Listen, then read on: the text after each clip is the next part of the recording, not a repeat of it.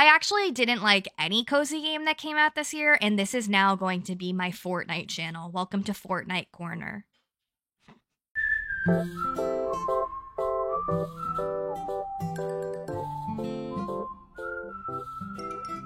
Hello everyone and welcome back to my channel. If you're new here, hi, my name is Peyton. It is nice to meet you. It is nice to see you and welcome to the corner. 2022 was filled with so many amazing cozy games. This was particularly a very exciting year for me because it was my first time playing more cozy games and also posting on this YouTube channel consistently. And over the course of the year, I tried out a lot of cozy games. Some games I absolutely loved and made my entire personality, and some games I didn't like so much as well. And so I thought the best way to wrap up the year of cozy gaming over here in the corner would be to rank every single cozy game that I played this year. Let me just preface by saying I don't think any game mentioned is a bad game at all. It really just came out to what games I enjoyed more than others, what genres I liked the best, and also just what I found myself gravitating to more than others. This list is only going to feature new cozy games that came out in 2022 or games that were new to the Nintendo Switch in 2022. So maybe they existed prior, but they came to the Switch this year. That being said, there are still PC games on this list as well, and it's not just Nintendo Switch specific. This list is going to exclude any free demos that I played for games coming out in 2023, but it will include paid early access versions of games that came out this year.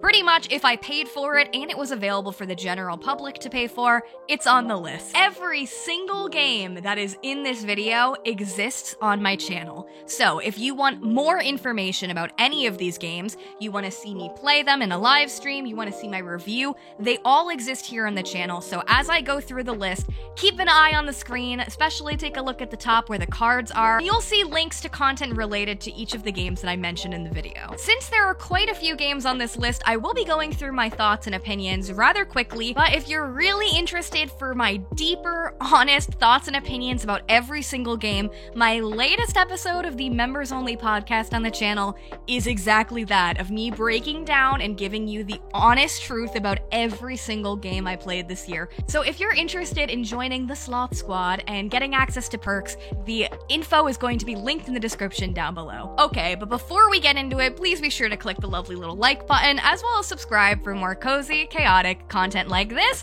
Okay, I'll shut up and let's get into the ranking. So how this is going to work is I ranked every game I played from first to last. So I'm going to be starting out from last place and revealing the games to you as we go along. So the fun part of that is you have no idea what games are on this list and what aren't. Unless you're a diehard fan of the channel and you've seen every single thing I've played this year, then you might have an idea. But otherwise, I think it'll keep you guessing as to what games will actually be included on this list. I will also say I did not finish most of these games. I played all of these games for at least 5 hours. Some of them many more hours, and some of them not so much at all. So keep that in mind as I'm giving you my opinions about the games. Some of these games I didn't see all the way through to the end, and that's on me. Okay, starting out with last place. This is number 15 on the list. This game is called Paradise Marsh. Paradise Marsh is a pretty simple game that follows you. Actually, we don't really know what we are. I don't know if we're a human, I don't know if I'm a frog, we're something. Pretty much the whole point and the goal of the game is to catch different creatures that exist in the marsh. You have to catch insects, frogs, other things, and pretty much the point is to catch a certain amount of each creature, and then once you have enough, you get to make a constellation in the night sky. And from this constellation, you'll then be told a story about the insect. And there is really beautiful poetry and also witty dialogue that can be uncovered as you do this. Now, I don't think this is a bad game. I think Paradise Marsh really kind of helped me figure out what types of cozy games I like and which ones I don't like. Honestly, I just felt like there wasn't that much to do in Paradise Marsh. The only thing to do is to catch these bugs, and I found that catching the bugs was actually kind of stressful. And while the poetry was beautiful and the dialogue was funny, I just didn't really feel like the need to come back to the game, as there wasn't anything that really made me feel personally attached to it. So that's why Paradise Marsh was our last place game of the year. Moving on to number 14, this game was called Flying Neko Delivery. Flying Neko Delivery follows you as a cute little cat who is also a witch, and the whole point of the game is you are a cat witch who delivers mail. So it's your job to go around to these different areas in the world you're living in and deliver mail to these different creatures. And as you deliver the mail, you get coins, and then you could use the coins to spend on different spells, which unlock more realms, as well as other special abilities for your character, and most importantly, very cute furniture options. My favorite part about this game was the cute furniture. I found there were so many exciting items, and I didn't even get that far in the game, so I only imagine there are more once you get a little further. But what I didn't enjoy about the game so much were the mechanics of flying the broom. Took a long time to figure out. I definitely changed all of the settings because the base settings pretty much meant like you would joystick up to go down and you would joystick down to go up, and I found that very confusing. They had settings to change that, but even so, I found the flying was very difficult to steer and to navigate. And also, it took a long time to get places, so I felt like a lot of my gameplay was me just flying in a straight line, waiting to get to a location, and while I can see this as something very relaxing, I really just wanted to get to the point where I was decorating more, and I wanted to get to my locations faster. Also, you're not really delivering physical items. I wish there was a little bit more personality with what you're delivering. It all just felt very simple, and I just wanted a little bit more. So while I enjoyed Flying Neko Delivery, it's also at the bottom of the list just because I feel like it is a little simple compared to the other games. Moving on to number 13. I wanted to love this game so much, and I just didn't. But the next game on the list is Bear and Breakfast. Keeping in mind, I played Bear and Breakfast on the Nintendo Switch. I've heard that it is a little bit better on the PC, but I played it on Switch, so that's what I'm giving you my opinion on.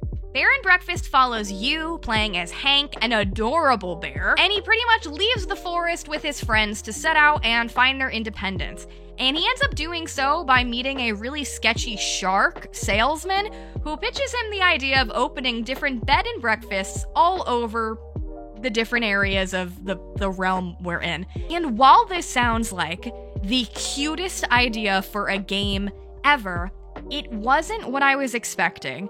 I was really expecting Bear and Breakfast to be a customization heavy game where decorating the bed and breakfast was the sole part of it, and getting to interact with the people who stayed at the hotel was going to be a big part of it.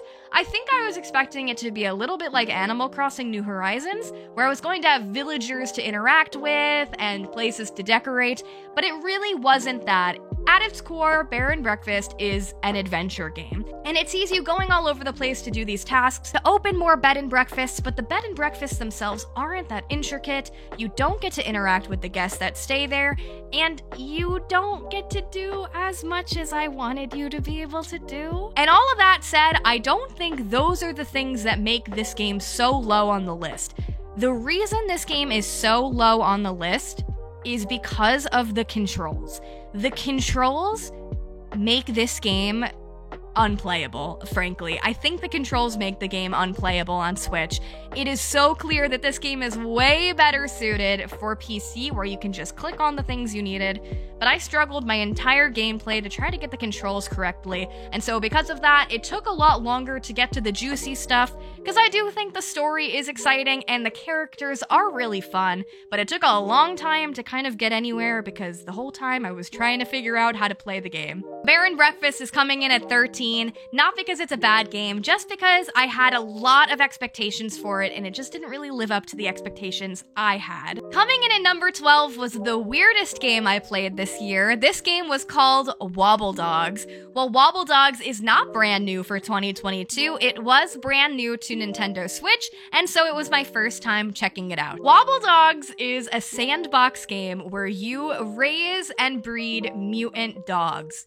And based off of how you interact with the dogs and what you feed them, kind of controls what happens to the dogs, and you can make insane looking dogs. Now, when I played Wobble Dogs, I actually didn't enjoy it as much as I do now, looking back on it.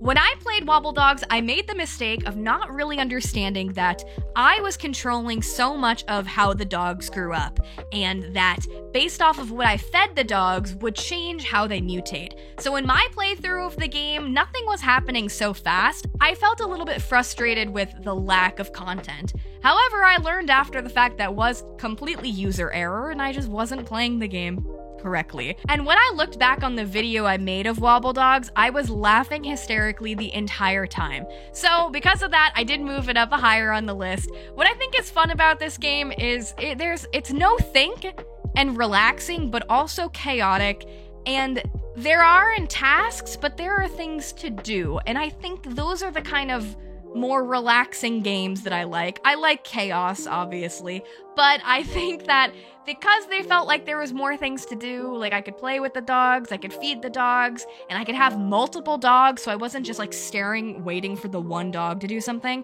It felt a little bit more full than some of the other games on the list. The next game on the list, number 11, this one is the only ranking I'm not quite sure about, because this game, compared to all of the others, is the newest one I've played, and there were a lot of bugs in the game that are going to be updated and patched, so I want to judge the game fairly compared to other games, but I feel as though I didn't get the best picture of the game because it was so new and they were still working out some bugs. But the next game coming in at number 11 is Akka. Akka is a super adorable, relaxing game that follows you as a red panda who is a soldier who has just come back from war, and you're trying to live a peaceful life away from your dark past. The game follows you interacting with other really adorable animals and trying to do peaceful tasks like farming and foraging. I really enjoyed what I experienced of Akka. Despite there being bugs in the game, I found it to be a very relaxing experience,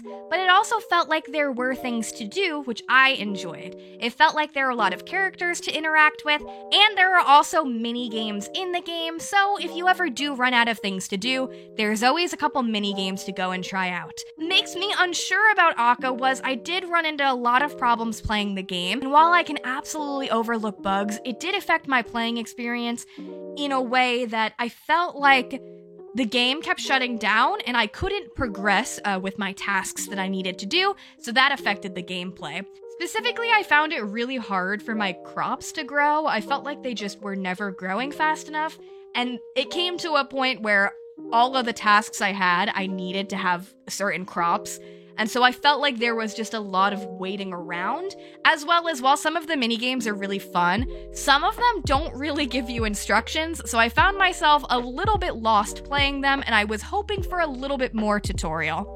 But other than that, I really enjoyed Akka, and it is a game I'm very excited about to play further, and to play once it gets updated and some of those bugs get fixed. Okay, and number 10... and you're not allowed to get mad at me because I didn't put it last. This is the game I have the strongest opinions about.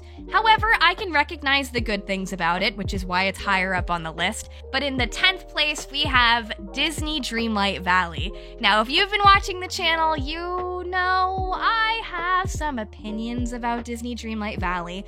It follows your character who lives in this Disney realm where all of the Disney characters have forgotten their memories due to these night thorn spiky things that have grown everywhere, and it's your job to get rid of these night thorns and reconnect with the characters and help them remember who they were, all while getting to design and decorate an entire valley. There's farming, there's adventure, there's fishing, there's a lot of things to do in this game. And there are a lot of updates which include adding new Disney characters quite frequently. Now, all of this sounds great, but I did not enjoy my playthrough of Disney Dreamlight Valley. I gave it 15 hours because I really wanted to like it, and this is the game more than any on the list that I get mad and sad all the time that I don't enjoy it as much as I hope I would have. The reason I didn't enjoy Disney Dreamlight Valley boils down to a couple things. This is an early access game. I paid for it, but it will be free some point in 2023.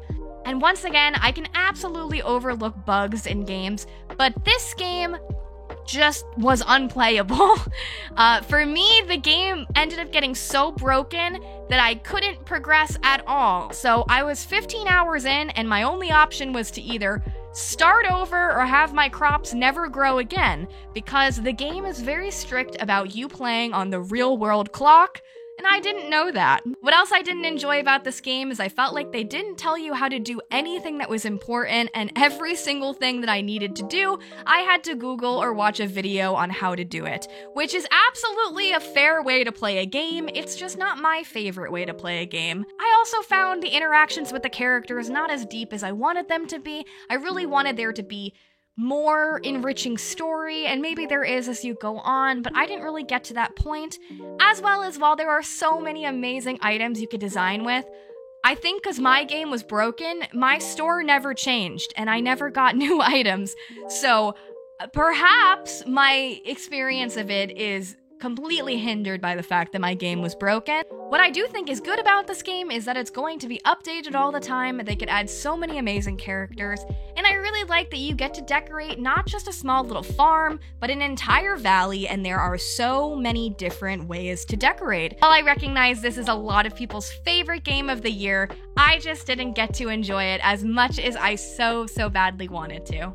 Moving on, in 9th place, we have a game called Wild Flowers. Wild Flowers is a farming sim game that is completely voice acted, and it follows your character Tara, who has moved back to this town where your grandma lives, and during this time taking care of your grandma, who is unfortunately very sick, you get to learn that you are a witch, and you get to experiment with witch powers, all while getting to know the different citizens around town, farming, and forming relationships.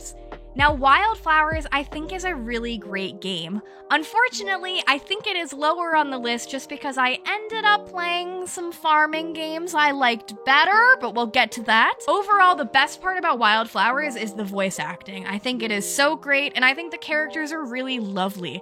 What's not so great about Wild Flowers, though, is it is incredibly sad.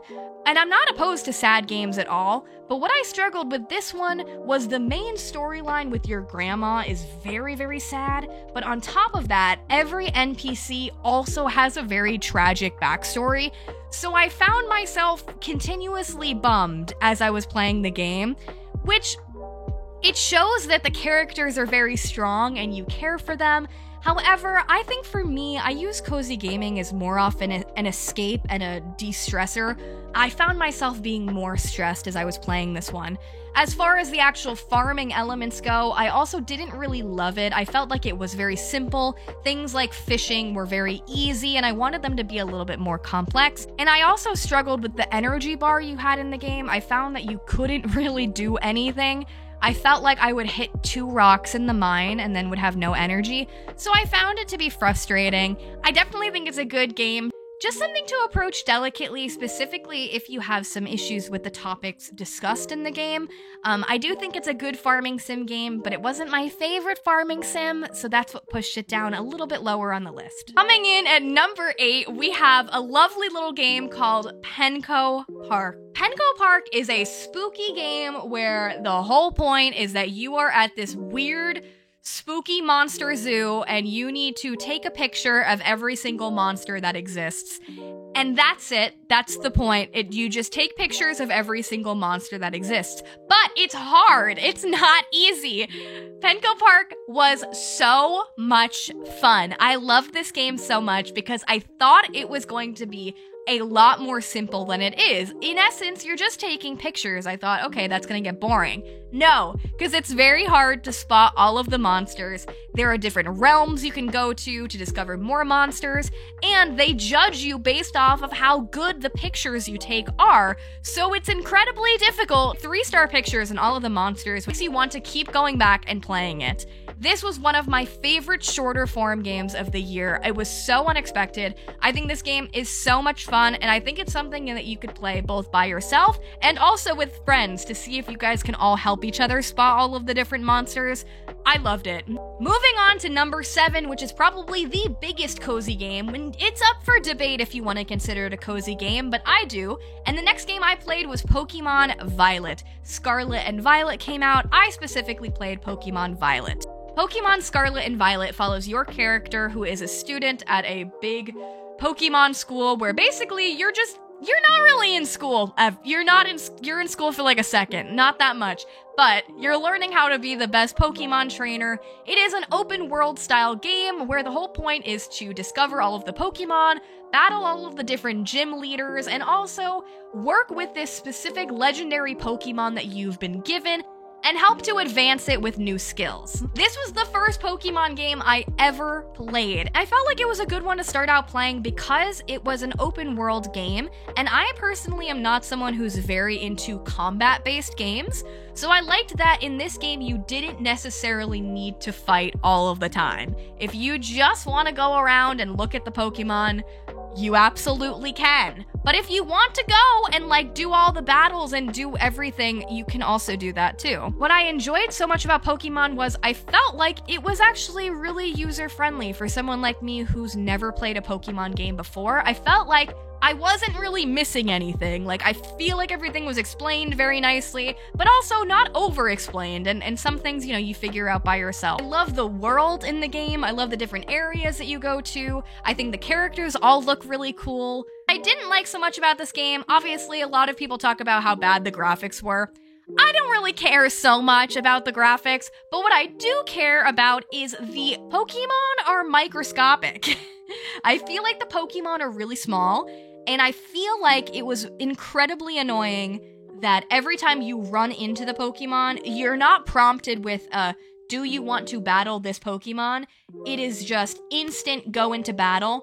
I feel like I was overwhelmed a lot of the time accidentally running into Pokemon that I did not want to battle. As well as if you're a new player like me, there are shiny Pokemon, which are specialty Pokemon that look different from their normal version.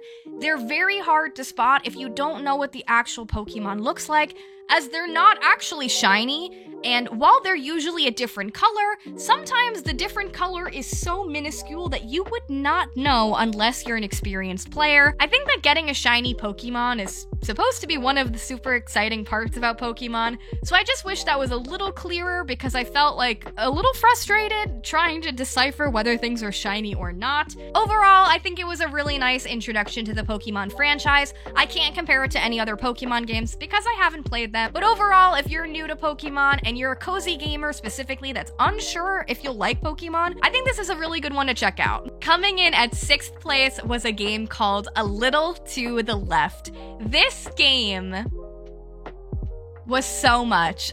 This game was so much.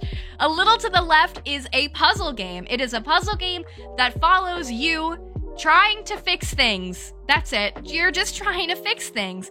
It's pretty much a journey through an entire household in which you're trying to organize and straighten things out. That's it. That's the whole premise.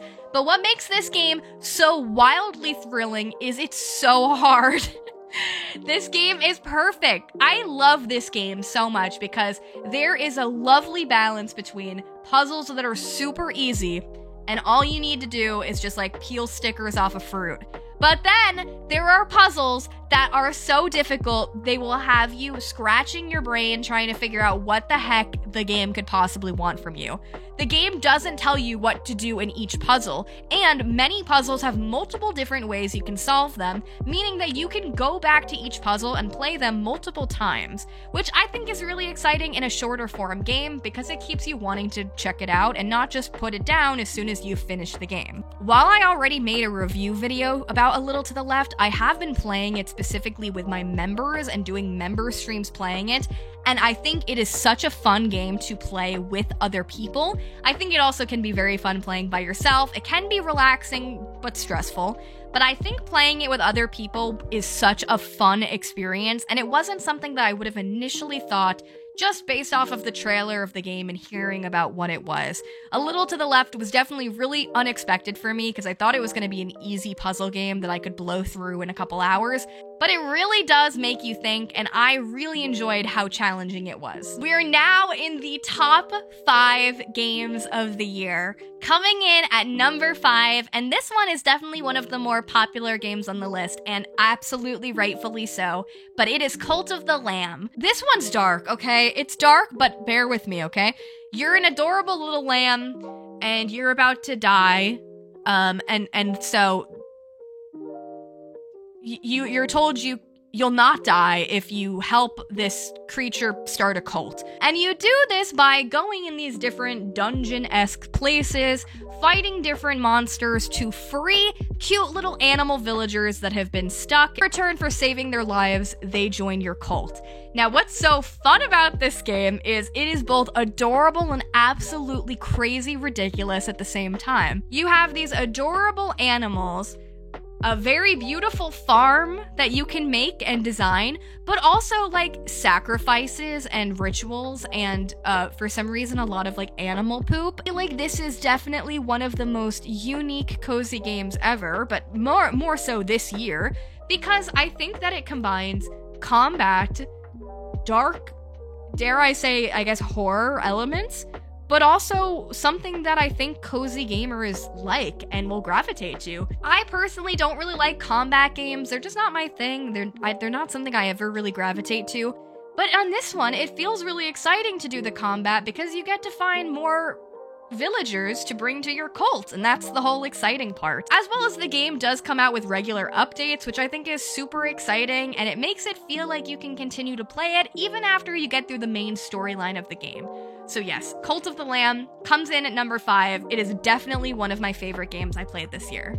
Coming in at number 4, this game was the biggest surprise of the year. This game is called Once Upon a Jester. Once Upon a Jester is a shorter form game that follows you, a jester, and your best friend Sock, who is a sock puppet, and pretty much you hear that the princess of the kingdom is putting on a play festival, which people need to put on various amounts of plays in different cities and gain a certain amount of flower bouquets to go on to perform at the royal kingdom and perform in front of the king. The whole point of the story is that you and Sock decide that if you have the opportunity to perform at the kingdom, you might have the opportunity to steal this really big fancy diamond that exists in the kingdom. And so it starts out as a journey of you and your friend trying to make money, but then turns out to be a very heartwarming experience about falling in love with theater, all while there being deranged characters and insane musical numbers. The game is so much fun because it continues to keep you guessing. My stream playing this game is probably one of my favorite streams I've done this year because I couldn't stop laughing. Throughout the game, you get to control the different plays you perform, and you can make them go as off the rails as you want them. While it is a shorter form game, I enjoyed every single second playing it, and the music is so unironically good that I want to listen to it all of the time. While the gameplay mechanics are not super complicated, Once Upon a Jester proves more than any other game, I think, that you don't need to make something so complicated with the actual gameplay for it to be so rewarding and so absolutely memorable. So that is why it's at number 4. It was one of the best games I played this year, and I am just so glad I got to experience it. Okay, top 3. In third place, another one of my favorite games of the year, Lonesome Village. Lonesome Village, I think, is one of the most criminally underrated games to have come out this year because I think it is so good and it deserves way more love. Lonesome Village follows you as an adorable little coyote named Wes, and it is your job to go to this very tall tower. So as you get to each level, you get to complete a puzzle, and if you solve the puzzle, you get to release the villager. And once you get to release the villager or villagers, you get to have them come back to the town, and each villager serves a different purpose. There is a character for carpentry, there is a character who works at a grocery store, and as you do these puzzles and bring these villagers back to the town, you get to do more things in the town. So it is both a very fun puzzle game, but also an adventure game and also a farming sim game because there's farming, there's decorating, and customization, and it's really fun. The puzzles are the perfect balance of being difficult but not wanting to rip your hair out difficult, and they all feel very different. It doesn't feel repetitive, and it's very, very exciting and rewarding when you actually complete another puzzle. Lonesome Village is not a game I have finished yet, but it is a game I think about like every single day, and my playthrough of it is something that has really stuck with me, and I'm really excited to play this game more. I just feel like it deserves so much more love and attention than I've seen it get. Coming in second place,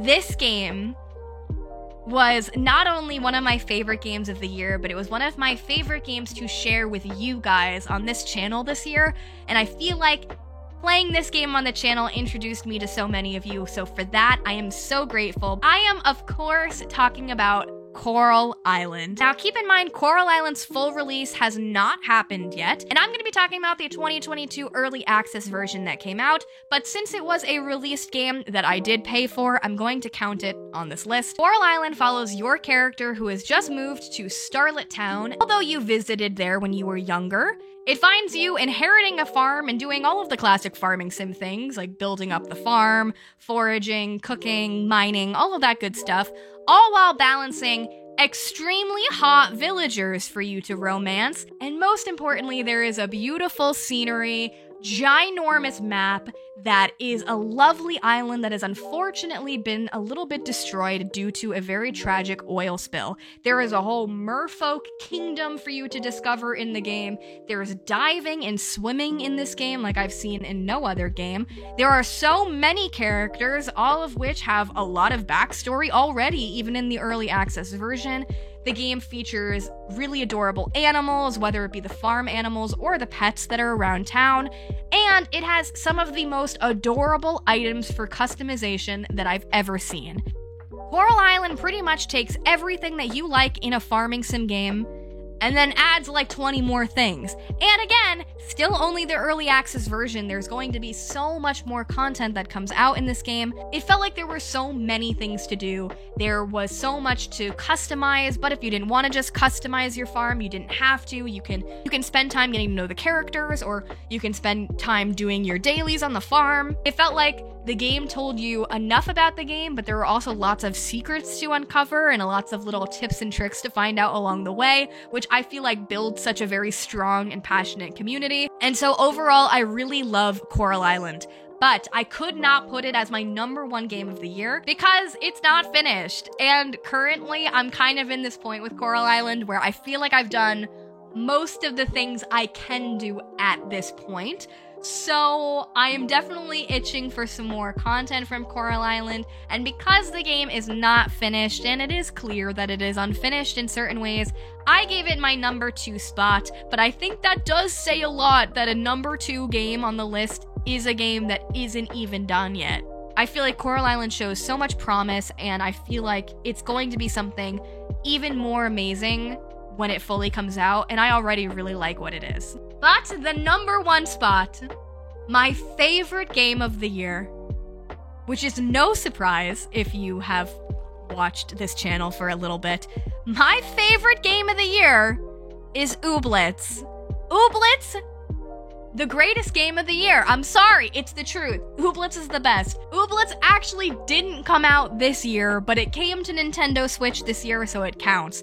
Ooblets follows your character who moves to a new town called Badge Town, where there are these adorable little monster babies called Ooblets that run around. The whole premise of the game is that the mayor of the town says you can live in this abandoned farm building if you help her with some tasks around town, specifically trying to help build up the town's image, and most importantly, reconnecting the town's Oobnet Tower, which is kind of like the internet tower, to the other places in the realm of Oob. And so your character sets out on an adventure to go to these different towns, interact with the NPCs there, do different mini games to unlock more progress in the story, to connect all of the towns, all while trying to collect all of the amazing and adorable Ooblets. The ooblets are so unique because there is 3 versions of each type of ooblet, and some of them are more rare than others.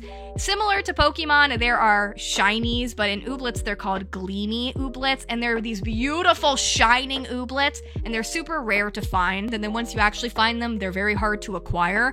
But the ooblets are so exciting because not only are they cute little monsters that follow you around and also work on your farm, but they can be customized, you can give them names, and they compete in dance battles. The whole way to progress further in the storyline, to get more items, to get to different places in Oob, is to engage in ooblet dance battles. Each ooblet comes with its own set of specialty moves, and it's your job to compete in these card-based turn games that let your ooblets dance with each other, and whoever wins the most points at the end wins the dance battle. I love this game so much because it's a farming sim, it is a creature collection game, it is a card game, there are mini games, it is an adventure game, there's customization, and overall, it is so lighthearted and just an absolute amazing time. I think Ooblets, more than any other game this year, embodies what cozy gaming is for me and what I like in a cozy game. Ooblets feels super relaxing and a perfect game to turn on after a hard day, but also there are things that you can do. And while there is an ending to the main storyline, you can continue to play Ooblets because there are a lot of Ooblets to try to acquire, as well as trying to become friends with all of the NPCs, gathering all the items, and you can even open your own shop in the game that you get to customize and sell different goods to the NPCs around town. The game has witty dialogue and an adorable art style, and more than any other game this year, this is the game I turned to all of the time, not just for making content, but this is the one that felt the most personal for me, that just gave me the most enjoyment. I also think Ooblets is really good for a wide audience. I feel like there is something for everybody in this game, and so that's why it's the one I recommend the most, and that's why it's my favorite game of the year. There you guys have it. That was my ranking of every single cozy game I played in 2022, from worst to best, and oh my goodness, it was so much fun to reflect on all of these games. Like I said, every single game I mentioned exists on this channel, so if you want to see me play any of these games, if you want to see the reviews, go ahead and peek around the channel because they're all there. But enough about me, I want to hear your opinions. Let me know down below your thoughts. What was your favorite game of the year? What was your least favorite game of the year? Keeping in mind that it is completely okay for us to disagree, and your opinions are very welcome. As always, just be respectful of what everyone thinks, because my favorite game might not be yours and your favorite game might not be mine, and that's okay, because at the end of the day, as long as we're all playing cozy games and having a nice time, that's the best thing we could hope for. Thank you all so much for watching. Please be sure to click the lovely little like button on your way out, as well as subscribe for more cozy, chaotic content like this. All of the love in the world. Thank you all so much for a lovely, cozy year, and I will see you in the next one. Bye-bye!